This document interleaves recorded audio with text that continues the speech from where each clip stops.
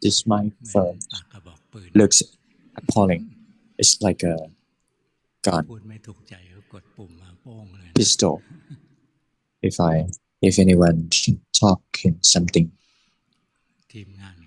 nonsense, I will shoot it. The staff try to adjust things. Some of them, they use their own money, own fund. They want us to clearly understand the talk, because the main problem is that this particular hall is not specifically designed for using microphones. Because when we want to hear the sound very clearly, it needs to be aircon hall. But it's going to be difficult because we have to have meals in this hall as well. There was 2 people submitting homework, many people in this morning. There was one person very interesting. That one person doing samadhi, making the mind still. And the other person have the samadhi to become stable. These 2 people are different. The person who committed samadhi to be still, he felt that how could he improve, because the mind just still.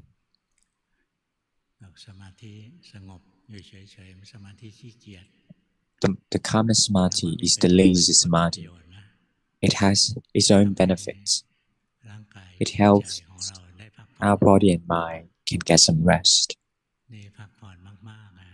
But if you get some rest too much, you don't know how to make a living. You don't know how to become rich. That's a nonsensical question. If you keep on resting, how could you become rich? Likewise, doing still samadhi, how could you gain the attainment? It's impossible. But without calmness samadhi, without doing it at all, the mind will be exhausted. When if it becomes too exhausted, you try to enjoy it. Sometimes the mind uses the method of sleeping as the way to get some rest, because the mind is so torturing.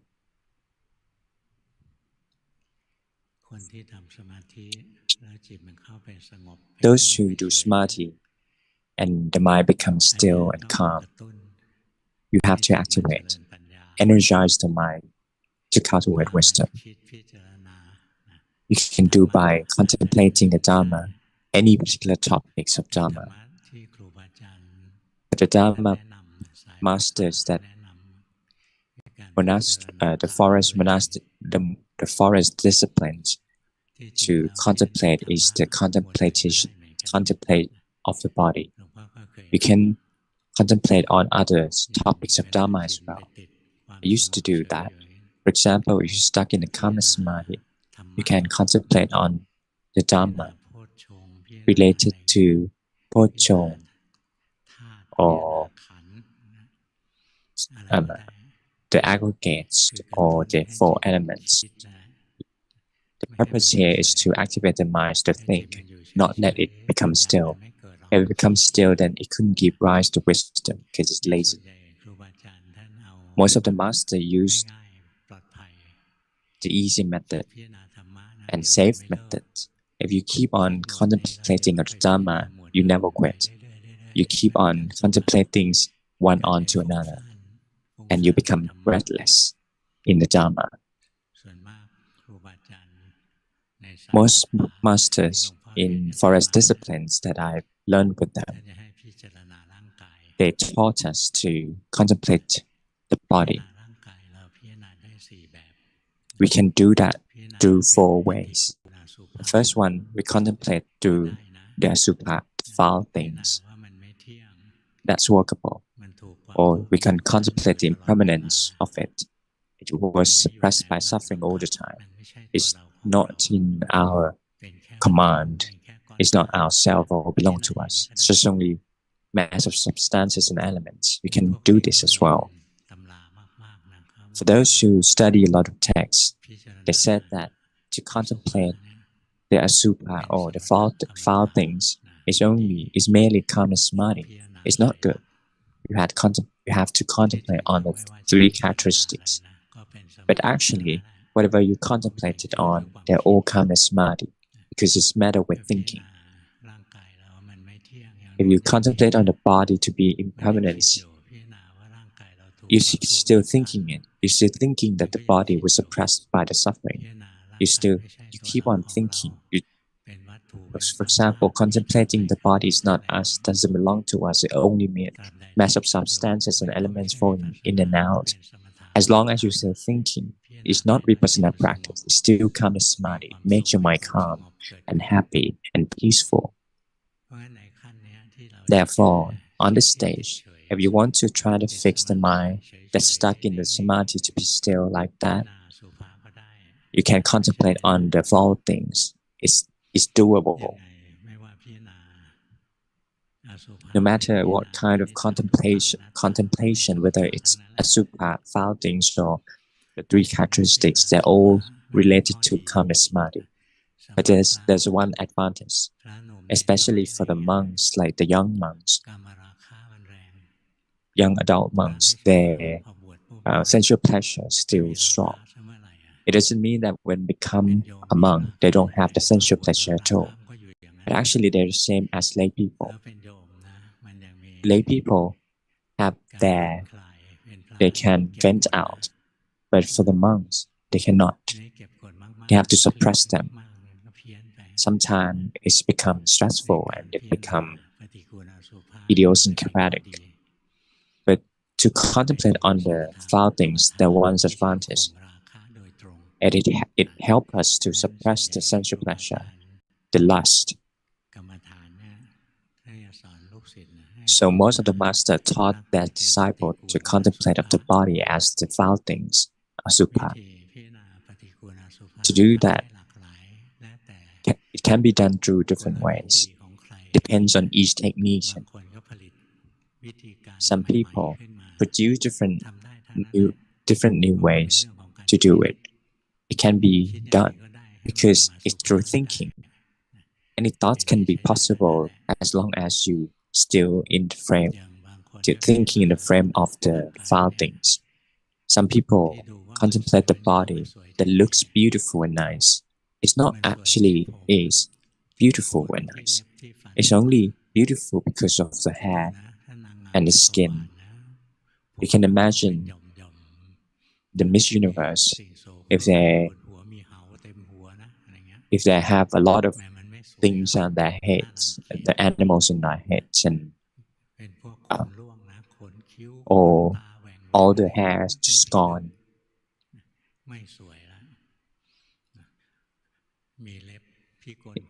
They're not beautiful anymore, or their nails crippled, the teeth, some of the teeth gone, smiling, showing no teeth. It's frightening, not beautiful. Why don't they do surgery and all the skins got hot water splashed on and the skins seems unevenly colored. It's not cute, it's not satisfying anymore. You can contemplate on the body, nails and skin. You can do that. Or you can contemplate on the beautiful women that you like. Back then, they are not beautiful like this. Once they were young, they are very cute. But now they're beautiful. But they won't be beautiful as forever. When time goes by, the hair turn gray. Some people have to stretch that face, like do a bit surgical procedure to make the face look young.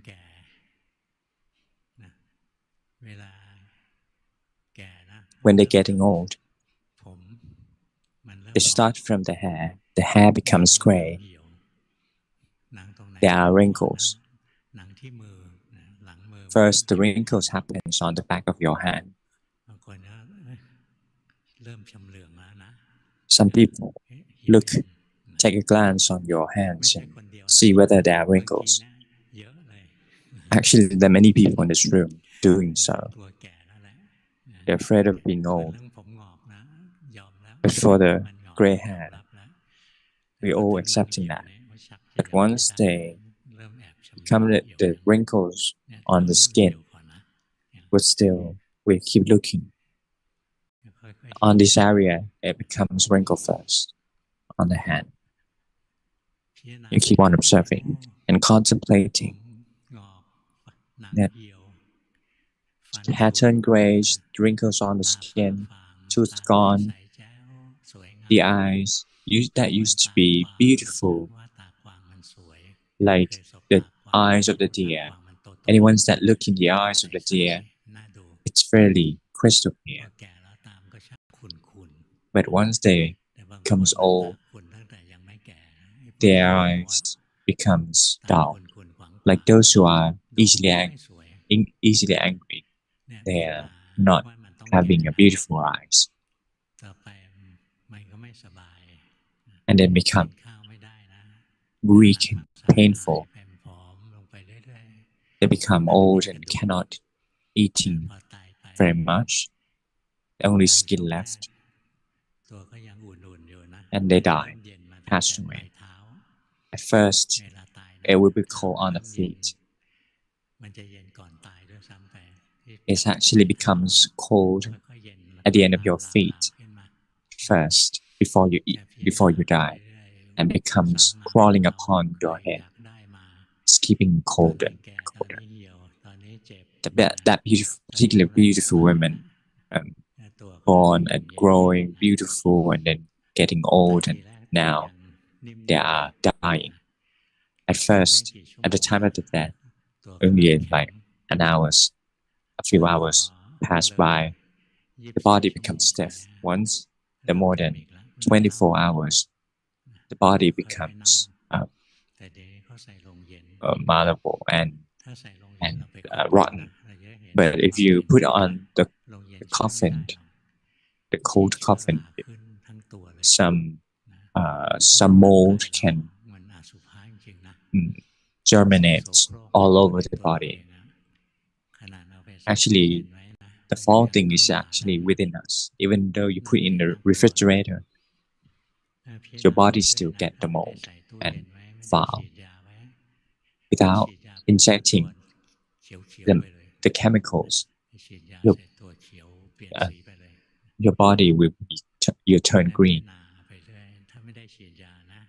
Without injecting the chemicals, then when 24 hours pass, the body will full of water, and the water can move, and you could hear the water moving. And if you turn the back of the corpse, then it will be like red spot, red area here and there, and the body become bloated. All the blood will coming out. All the foul things will be flowing through different doors.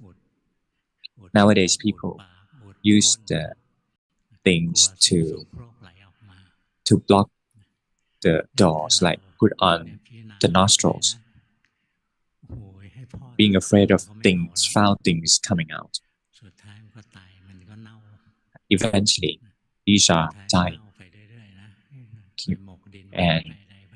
and rotten. So they put them in the soil. Only without cremating, the skin's gone, the flesh gone. Keep on contemplating like this, the lust will go away.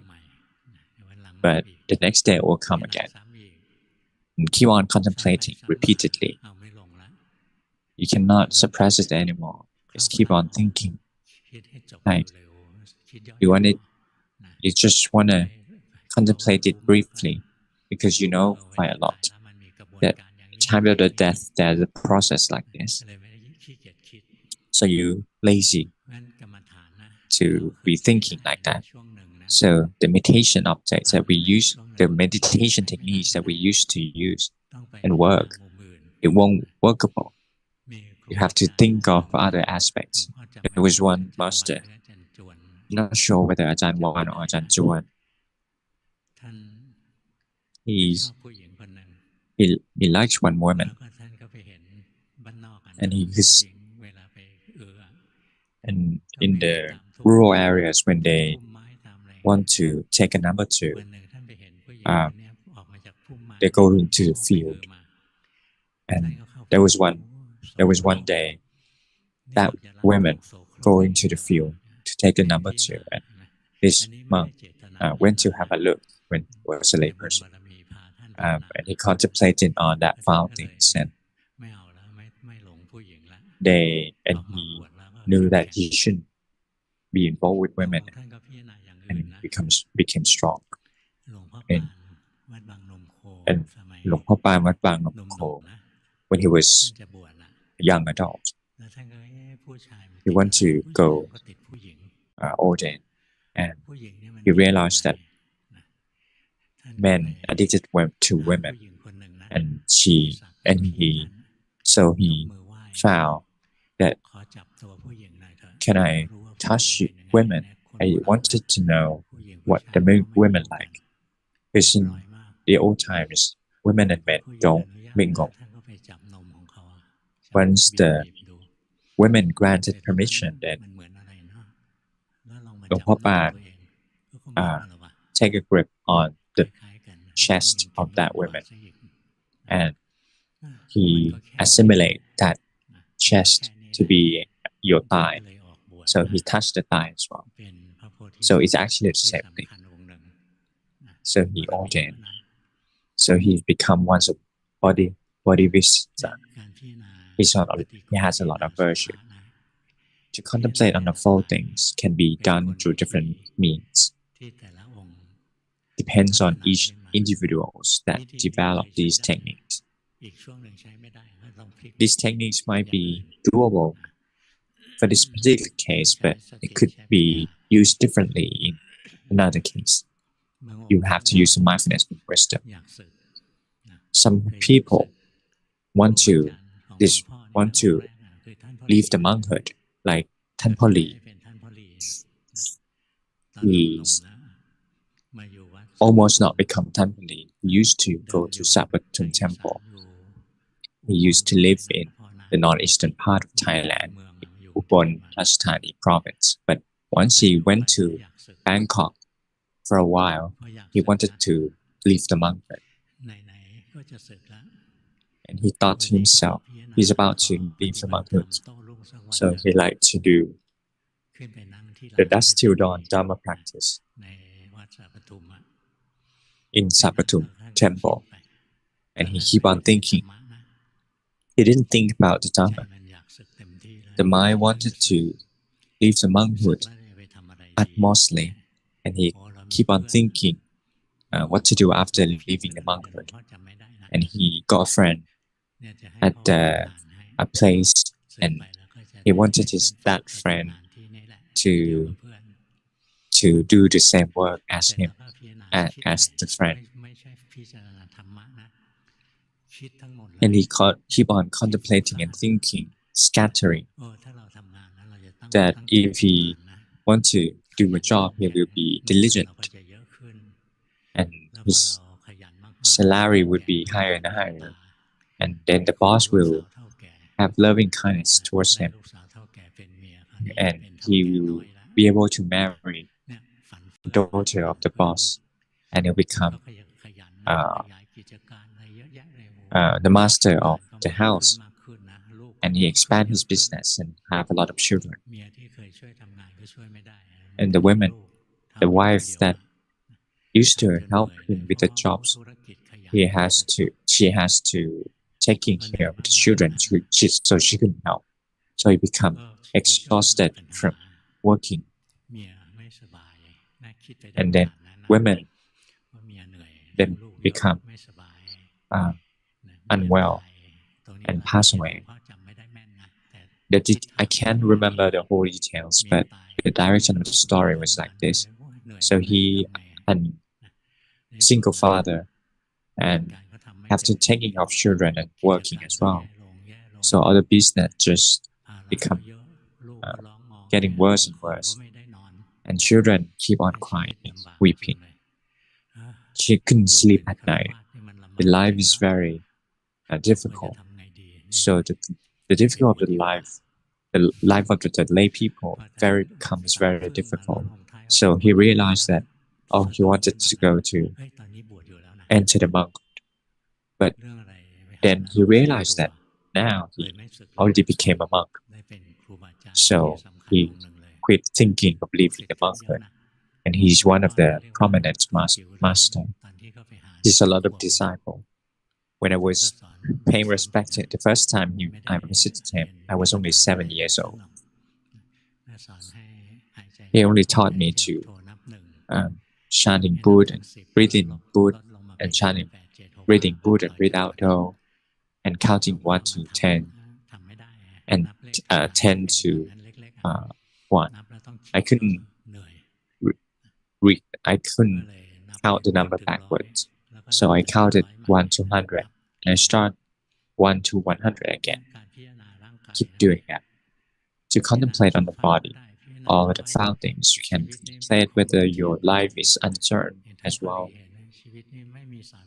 Like Tanpali, see the unsubstantial of the life. There's nothing essential of the life. Everything is empty, and you can see the impermanence in non-self. There is nothing is under our command. We have to lose everything at the end of our lives. The things that we attain from this thinking, contemplation like this is the calmest mind. The peace of the mind will be attained. Those who disrobe, like then learning for Pariyanka, but they forgot to contemplate on the Supa, and they thought that it's not Paramatta. But actually, it really helps you to get away from women and get away from men as well. Amongst these things, they are very trendy. They have a boyfriend as well. It could be seen in the news. You can contemplate on the fountains, and you can suppress the lust, and you wouldn't falter in these things. So to contemplate things, we use it when the mind stuck in the calmest samadhi or stillness. If you're doing samadhi and you become lazy and didn't want to cultivate wisdom, become still, you have to actuate the mind to cultivate wisdom by thinking, by contemplating on foul things or impermanence or the suffering or the non-self not under our command. You can contemplate on the fourth perspective. Do not think beyond this, otherwise you keep on contemplating this woman is very beautiful, the hair, the nails, the skin is so beautiful.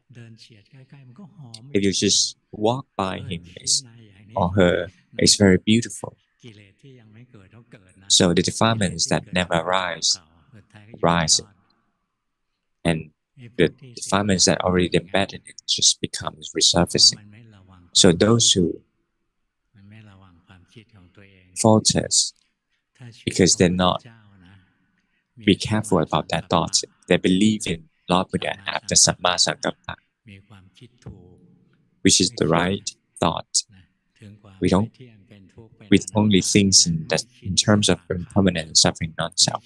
We're not thinking through the power of lust, not thinking through the power of aversion, not thinking through the power of the delusion. For those who falters, the women, Gokai, they don't have the Samma Sankappa as well. They don't preserve their and they never contemplate on the foul things. I actually taught monks here when the lust happens, you cannot forbid it to happen. The sexual hormones working, monks are not never got their testicle cut off. There's still male hormones in it. So you cannot forbid the lust to happen. If it's calm for a moment, for a period of time. If you want to contemplate on the foul things on and on, it cannot be done forever. The mind like to comes back to thinking on the sexual things, like males, females, whatever their preference. So the important point is that to fight against the lust is that you shouldn't creating the sensual thoughts. Do not let the mind thinking through the lust, the power of the lust, thinking something else. If you don't mind, didn't think about the lust through the power of the sexual hormones. If you continue on thinking, the sexual hormones will be the ones to activate the mind to thinking in a sensuous way. Likewise, women thinking of men, men thinking of women. If you're smart enough to practice Dhamma, when you have the sensual desire, it will activate the mind to thinking in a sensuous way. Do not think like that. You can think in the opposite way, for example, the foul things. Thinking in the opposite way, or you thinking something else, well, it's doable, like thinking of Lord Buddha, or thinking of the masters. Lord Buddha also had wives and children. Why they can sacrifice all those happiness in the world? The happiness that we possess doesn't compare to his happiness, but he brave enough to sacrifice those happiness and become solitude in the woods. When he's born in the forest under the tree. When he becomes enlightened, he becomes enlightened under the tree, as well as when he passes away under the tree as well. Why he could sacrifice all the happiness, essential happiness in the world? Because he keep on searching for the higher cause. So you can keep on contemplating like this, the story of Lord Buddha. Or you can think of masters. Those masters used to become struggling like us. Nobody's never struggling. They're all struggle. Why he can fight against and come triumphant. We all have hands and feet. We can look at examples of those, the winners, like the masters. They are good examples. I have 30 or more masters that I've learned with them.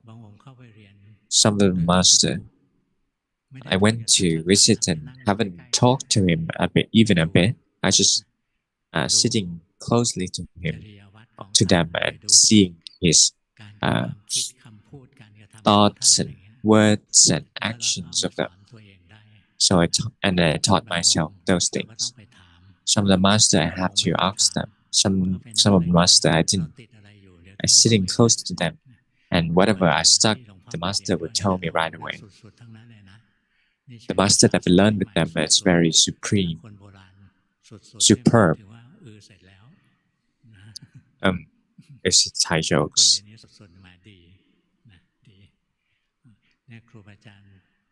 So the master that I learned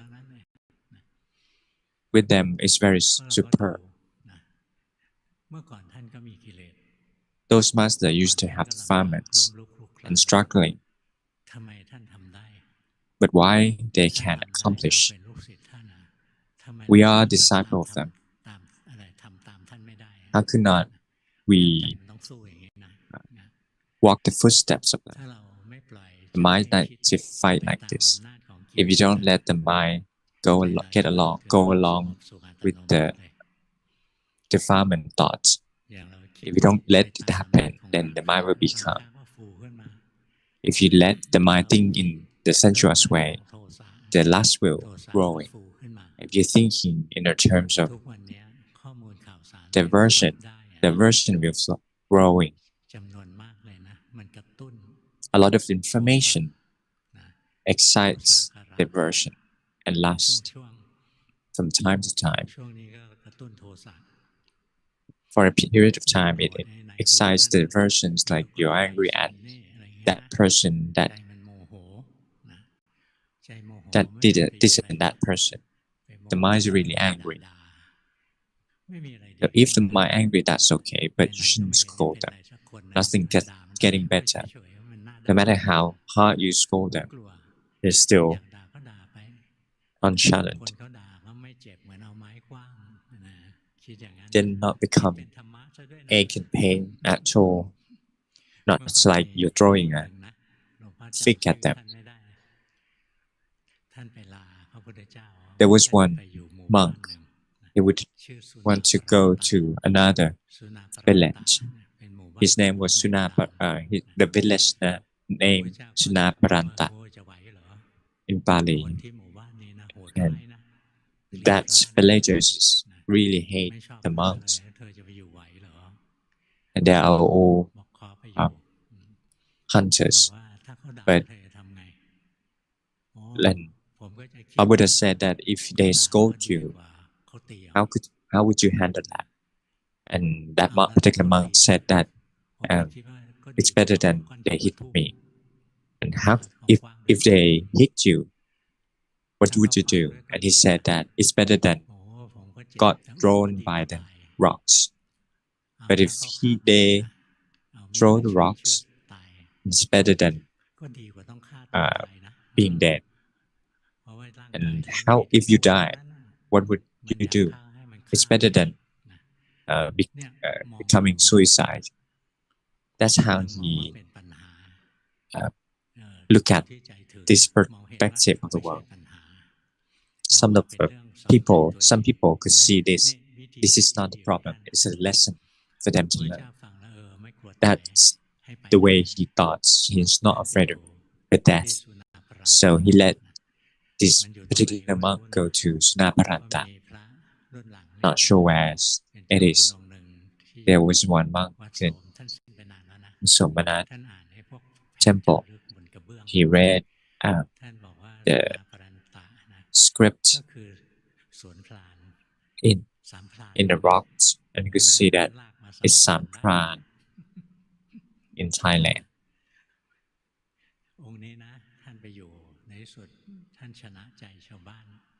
But this monk has a lot of endurance and loving kindness, and he can win the villagers' heart and becomes Arahant. And he take all the villagers to come to pay respect to Lord Buddha. And Lord Buddha also pay a visit to this village. So if you're afraid, you're thinking through the afraid. It's through the aversion. You're afraid of doing things. You want to run away all the time. But he didn't think through the aversion or the lust. And he didn't want to harm other people through the delusion. I don't have much time. Like being savito, thinking of people through the delusion without knowing good or bad. Like those who like to go fishing in the temple, they thought that the temple are public places. The fish, they do fishing and there's no consequences. But actually, the fish cannot be done like that. They think that it's nothing wrong, or they do fishing and they think that they have concentration. If the fish bite the bait, then it becomes the consequence of the fish, the karma of the fish. They don't have the right view. But if you careful of your thoughts and uphold the five precepts, then your mind will be calm and clean. All the wordings and the actions and the livelihood would be clean and clear because you have the right thoughts and right speech and right action as well. When you making a living without clean, then your mind will become brave. You'll be able to improve your mind better. The way that we can improve our mind better, you have to realize that the things that makes our minds miserable, sad, is the defilements. The old nature of the mind is already bright. The true nature of the mind is very bright and clean and clear, but it becomes sad because of defilements that comes in. So you have to have the mindfulness to observe the defilements within your heart. Do not observe other people's defilements. If your mind becomes irritated or greed or envious, no so. Try to be aware of your own mind on and on. If your mind becomes happy and happy, keep on knowing so. There are a lot of vocabularies in Thai related to the minds. I used to accumulate it through the dictionary, about 200. And some people said that they got like 300. There are many more vocabularies related to the mind, like happy and happy, irritated, or dull, or and agitated. These are the vocabularies reflecting the heart, or the black heart, dark heart. You got a dark heart. It's not only dark within your heart, it's also dark in your mind or your face. I used to falter, actually. I used to know that this person is the disciple of the same masters. So I went to visit them, and a lot of people said that that monk is good. I was the lay person that at that time. I was so stupid.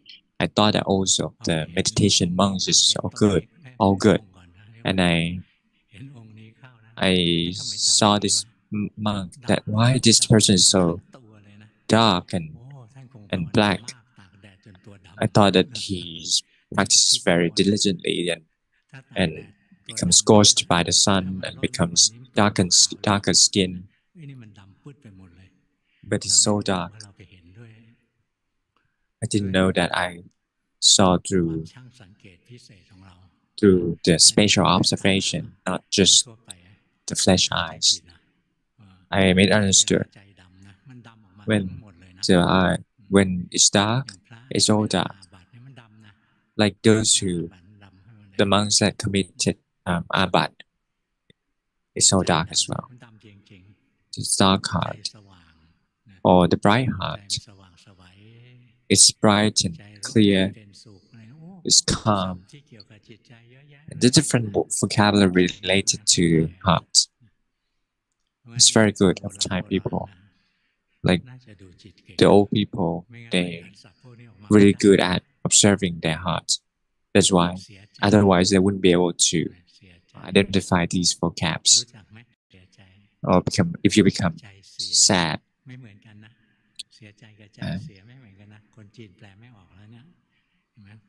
it's very difficult to translate. There's a saddened heart and heart that becomes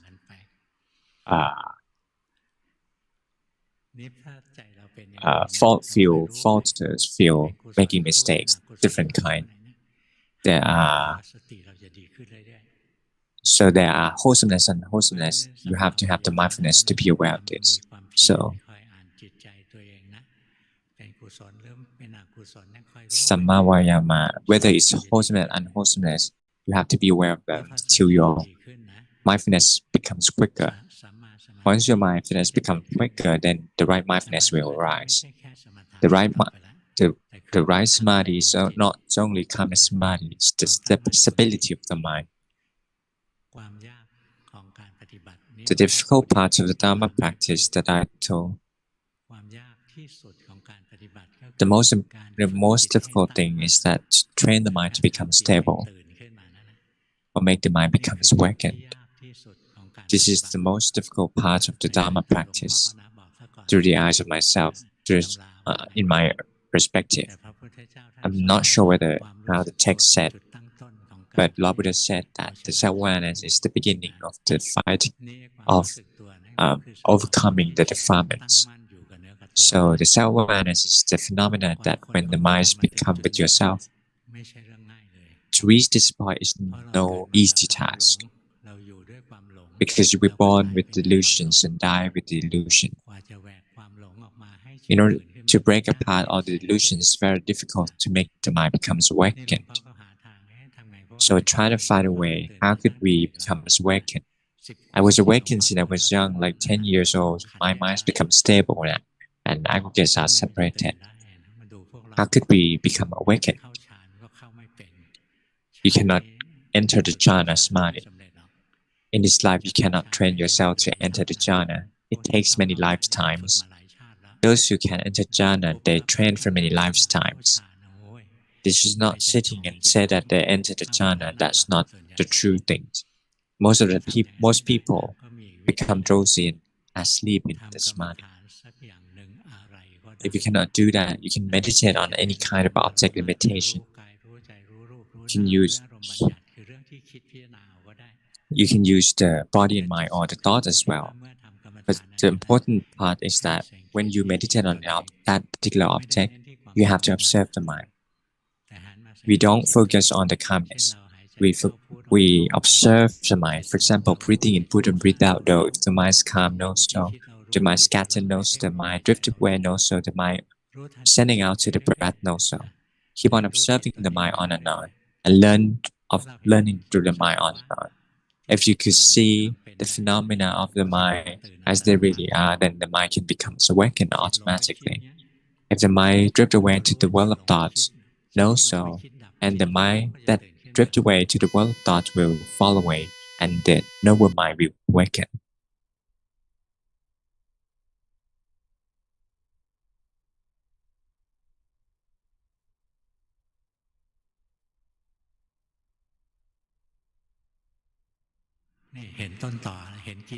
And you can see the defilements behind the overcasting.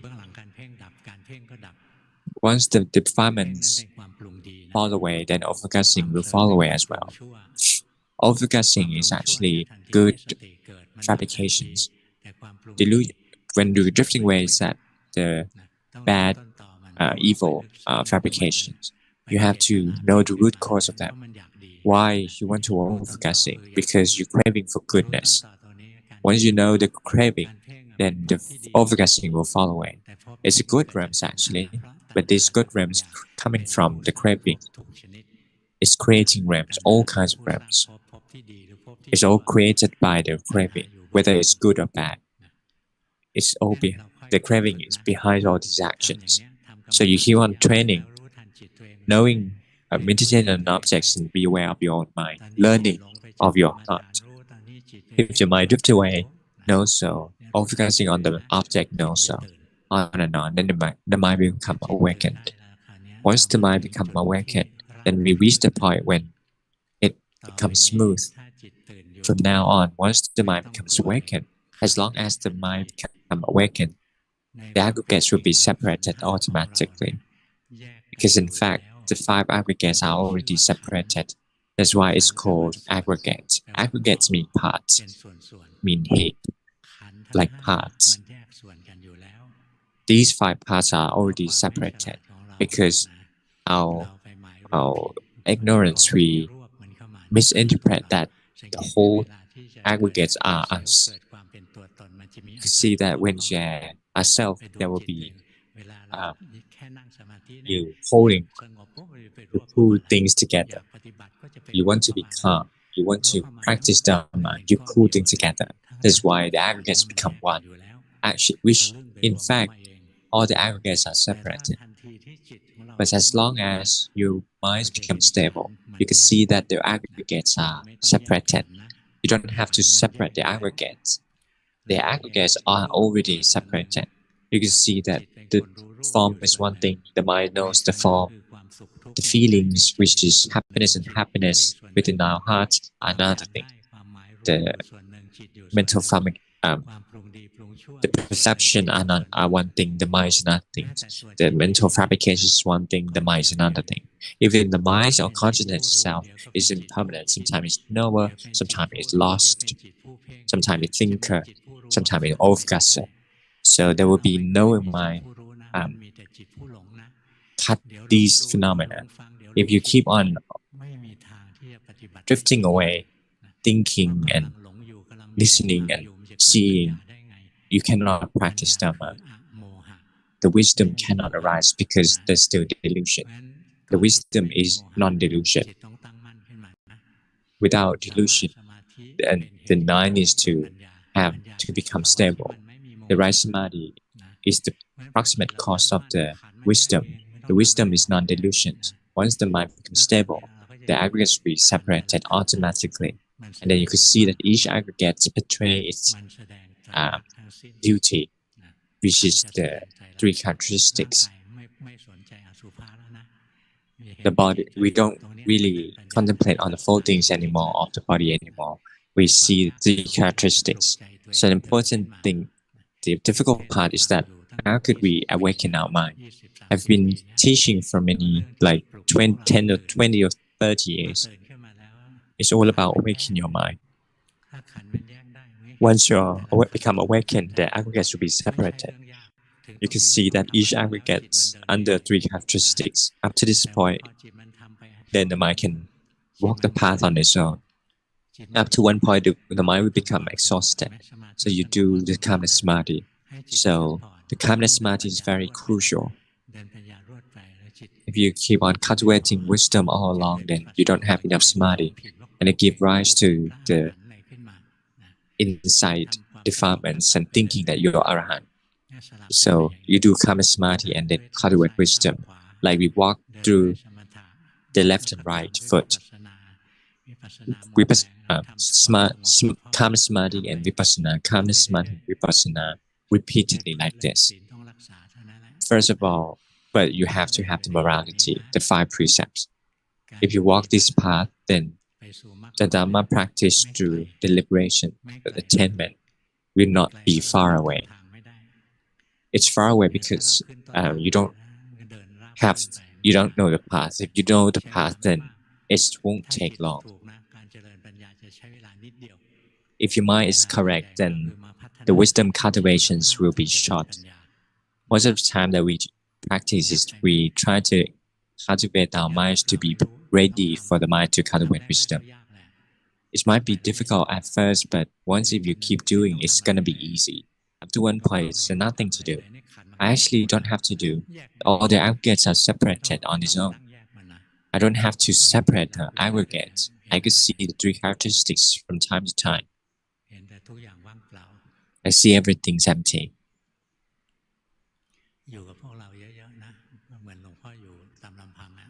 When I was surrounded by all of you, I feel that I'm living in solitude. Even though if I don't have to speak, it's like I living alone. You know the way. You have to do it. Do it on your own. And after one point, if you cultivate wisdom, and you feel that, oh, you don't know how to practice anymore, what to do, you come back to the calmness samadhi. If you don't know how to do calmness samadhi, you can feel the body. The body exists. The body never go away. Once the body moves, no cell, and the mind will gain some strength, and you can practice further. To practice Dhamma, it's ups and downs. If there are ups all along, then it will be wrong. Because the thing that we practice is still in the world. The world, Logiya. There will be ups and downs in this world. So someday you feel that the fruit is in front of your own eyes, but the next day you feel that you don't know how to practice. Do not become startled. If you don't know what to do, you come back to the calmness samadhi, meditate on Buddha, for example, or feel the body. Once the mind gains some strength, then you can practice again. If you practice still, they see that still ups and downs. It teaches you the higher Dhamma. Whatever arises, they all fall away. Even the wisdom that you see everything as the three characteristics, but then you couldn't see them at all, and they can suppress your conceitedness. It's good. Could you see that sometimes you can do it, sometimes you cannot? It really teaches you Dhamma. It teaches you the three characteristics that you are actually not that good. Because in fact, there's no self, there's no us. There's only the wrong notion that there is a us. Today, I thought about calmness samadhi quite a lot. Because one of the monks are making mistakes too. Like all the monks, monks in Thailand falters. So you contemplate on the foul things. They don't do it. They committed that deeds. Then they're not careful about their thoughts. So they falter. A lot of people look down on monks without categorizing, without contemplating. But actually they're fighting hells to them because there are a lot of good monks as well.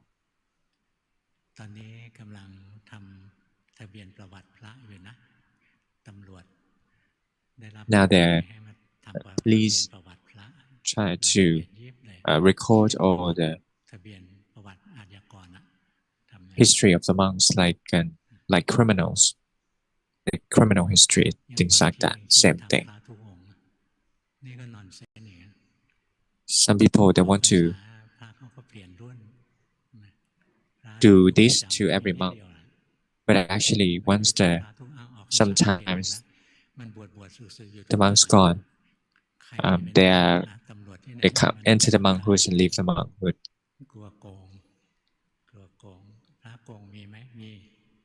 They're afraid of monks doing corruption. But for me, when I was officer to analyze the strategy. I'm an expert at this. I would do differently. I would categorize the temples, the group of monks that has high risk of corruption.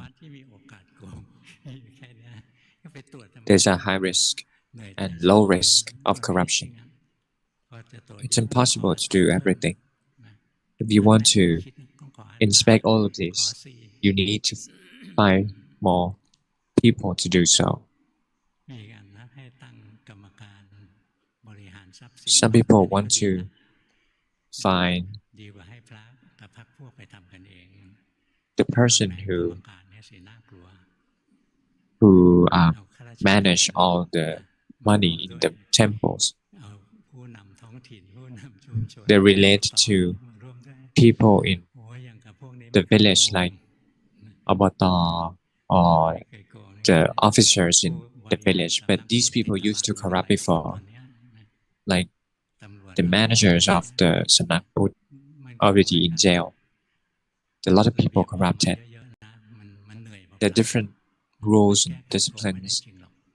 It cannot really truly fix the corruption. But if you categorize them, categorize the monk, especially the higher rank. I'm just talking. I don't have any titles. I'm leaving all the bureaucratic system, but I found another bureaucratic system. Forgot to check the homework.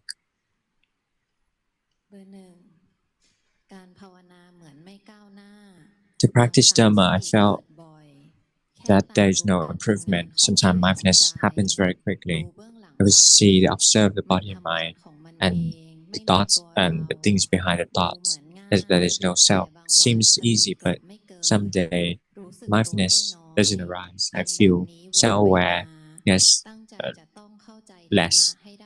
Keep on repeating like this. I want to understand Dhamma in this lifetime. The Lord said that I already told you that there will be ups and downs. What you're making incorrectly, that you want to gain the Dhamma. That's the wrong part, because the craving is the cause of suffering, not the cause of enlightenment. So you keep on practicing to worship Lord Buddha. We don't gain anything. We don't want anything. We want to only sacrifice things, and then you can walk in this path smoothly. If you want to take things, then the mind become hot-tempered. That when to get it, then you become lose the strength of the mind. You just practice to worship Lord Buddha. Whatever ups and downs, you keep on practicing.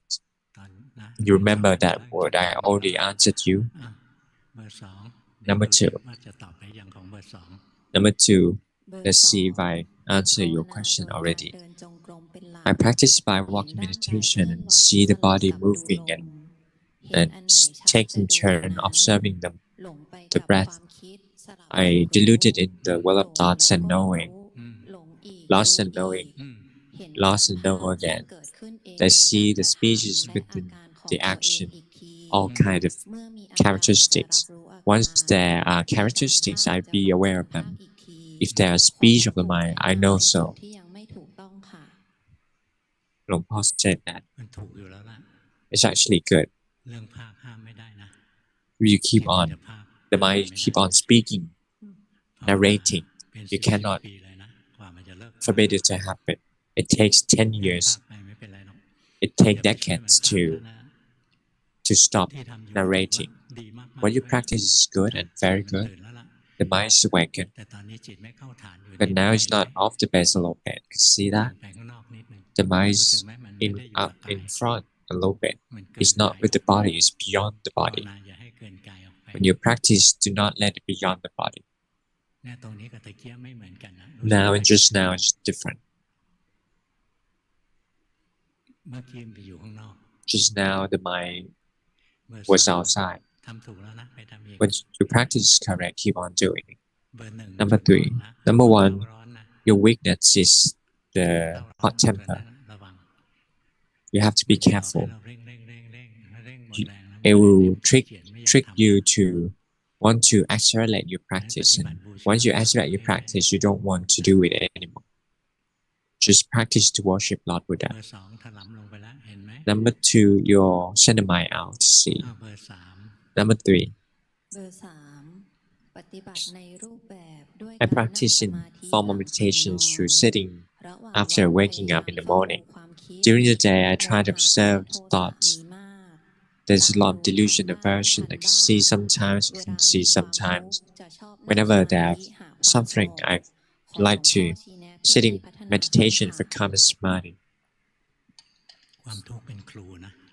Luangpu said that the suffering is your teacher. Do not be afraid of it. The suffering is the best teacher. Those who attain Arahant, they could know the suffering crystal clearly. Once the suffering arises, know so. But for you, once the suffering arises, you want to discard it. Know so. Know that the mind wants the suffering to go away. And see that it arises from the cause. Without the cause, it won't stop. It won't arise. You cannot command it. Keep on observing like this. Your mind now and just now is different. You see that? The mind now is more energized and brave. There are changes within your heart. Keep on practicing. Number four. I walk in meditation in morning and evening, about 40 minutes a day. And you see the body moves. Sometimes become ache here and there more frequently. You see them more frequently, and there are a lot of feelings arising on its own. I observe the body and mind like this, and I also teach the three characters of myself. I don't know what to practice next. But Keep on doing what you do.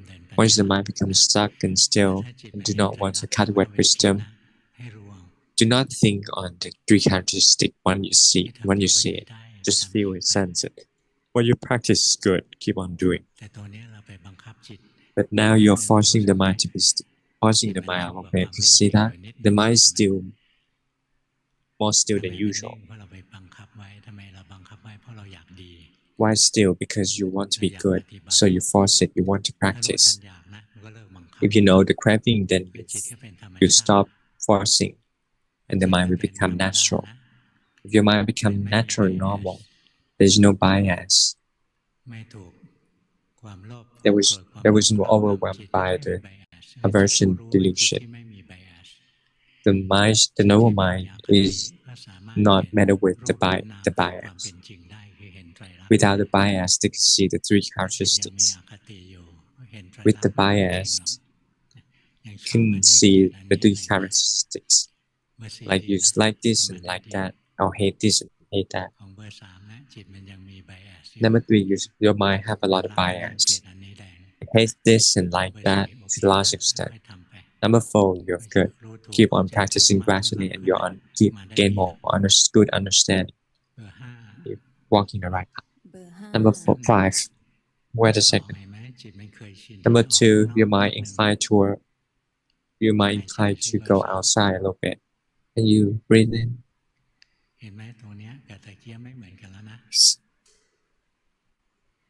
You see that now and just now it's different. Do not let the mind flowing out without knowing it. Once the mind getting out, know so. Number five, try to uphold the five precepts and cultivate mindfulness in daily life by observing the mind and the breath. I do formal meditations every day about 2 times a day by sitting and chanting 1 or 2 hours a day. The mind used to see the rising and falling away of the phenomena and see the characteristic crystal clear.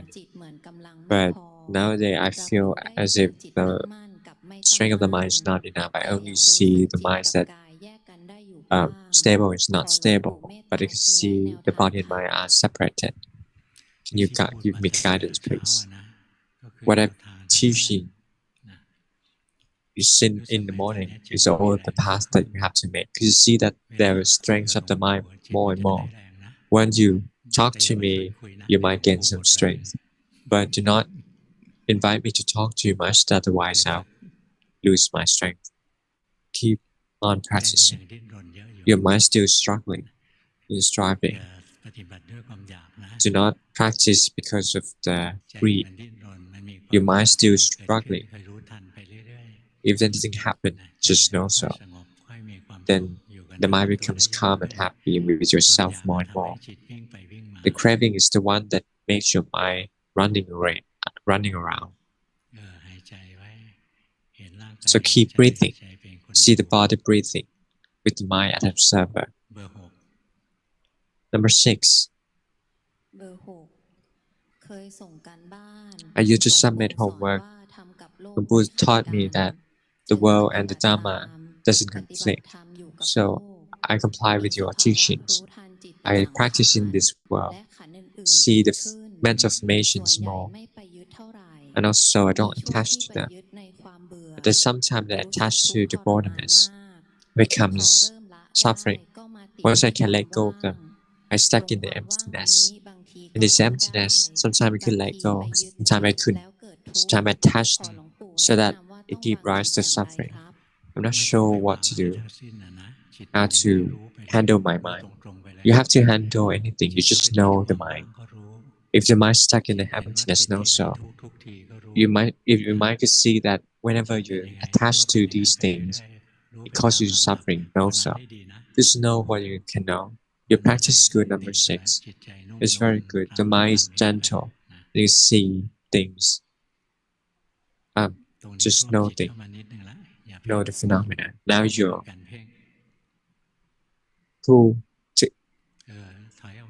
pull in the mind.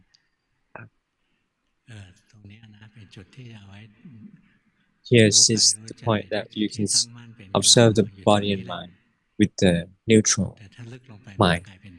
If it's too deep down, then you're forgetting. Come backward.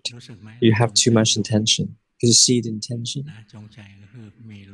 Intention is the greedy intention. Just know it as it really is. Do not try to adjust it. Know it as it really is. Once you relax more, it becomes more blossom and joyful. If you pull it together, then it will become tight. Keep on practicing. If it's become tight, then you're forcing it. Relax it more. And try to be aware with the normal and natural mind. Number 7. I have aversion and angry nature, then trying to see the movements. And I like to listen to your Dhamma talk while practicing. Without listening, I can see the thoughts drift away, moves. Sometimes we can see through image. The mindfulness arises automatically while moving. There's suffering within the mind, then the mindfulness arises automatically. But once the happiness arises, the mindfulness didn't arise. Your mind can cultivate wisdom and the mind have more stable mind, but you're forcing your mind a little bit. Now, it's a little bit tight. Smile sweetly. It's better now. Here is the right part, right point. Now you're pulling together again. Do not pulling together like that. Every time you do that, there's an us arising. Aggregates are separated. You see the each and every one of it just working on its own. Do not pull it together. If you pull it together, then it can give rise to wisdom. Number 8.